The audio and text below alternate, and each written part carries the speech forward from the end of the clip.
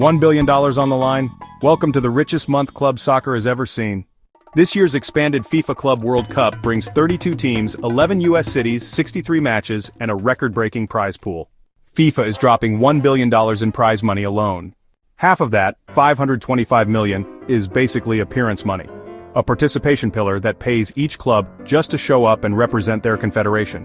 For elite UEFA powerhouses like Real Madrid, the base check clocks in at $38 million before a ball is even kicked, while the Oceania champs pocket closer to $4 million.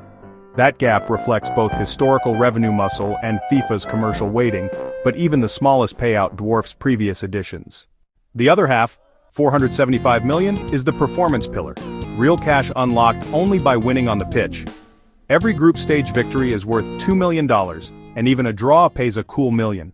Do the math, and a single 90-minute win effectively earns a club more than the average Premier League player makes in an entire season.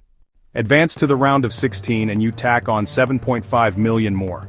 Quarterfinals bump that total by another $13.125 million. Reach the semis and you're staring at a $21 million bonus. Lose the final and FIFA still wires $30 million to your account. Lift the trophy and the winner's bump adds $40 million on top of everything else. Add it all up, perfect group, undefeated knockout run, trophy in hand, and the grand total hits roughly $125 million in a single month. Spread across the tournament, that equates to roughly $16 million of fresh prize money hitting bank accounts every match day. That's like dropping a fully loaded private jet of cash every single match day. To put that in perspective, the average Champions League winner clears about $100 million over an entire 9-month campaign. So, why can FIFA afford this monster payout? First, streaming giant DAZN reportedly wrote a $1 billion check for global broadcast rights, even while marketing the matches as free to viewers to pull in new subscriptions later. DAZN is planning over 200 million ad impressions during the month, turning free streams into a data goldmine. Second, a wave of new corporate partners, from Visa to Airbnb, pumped sponsor money into the event, and Saudi investment groups added a $250 million solidarity fund. So, Visa's sleeve sponsorship experiment means that, well, every tap-in goal actually triggers a real-time payment animation on those broadcast overlays. Brands are like literally baked right into the highlight. Airbnb is, matching that with its Stay Like a Champion push, basically turning spare bedrooms into temporary fan zones at surge prices. FIFA promises that 10% of the jackpot will trickle down to grassroots projects, though, honestly, critics point out the fine print leaves spending entirely in federation hands. So who wins and who loses in this cash carnival? Let's break it down. Mega clubs like Real Madrid and Manchester City, well, they turn these windfalls into higher wage budgets and, honestly, even bolder transfer bids. Meanwhile, smaller confederations finally get a taste of top-tier cash. Sometimes it's actually worth more than their entire annual operating budget.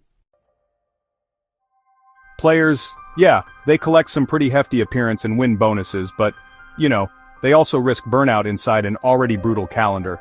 There's always a trade-off. Player unions aren't exactly amused either. FIFPRO has already filed for arbitration, arguing that the compressed schedule violates agreed rest windows.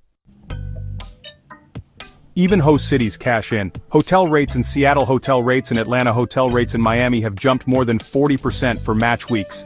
Host cities expect a combined $9 billion economic boost in tourism, concessions, and temporary jobs. Local taxpayers, however, will still foot sizable bills for police overtime and transit expansions.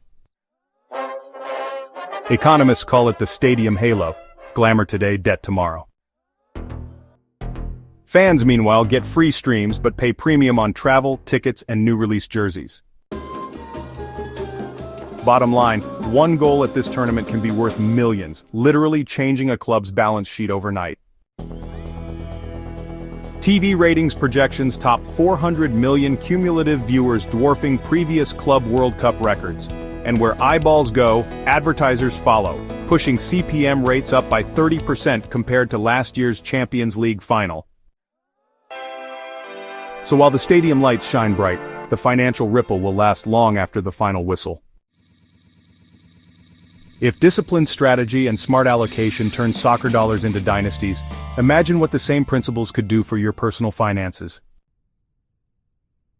Stick with Money Mind 101. Subscribe, ring the bell, and let's keep your money playing in the big leagues. Thanks for watching, and enjoy the richest month in club soccer history.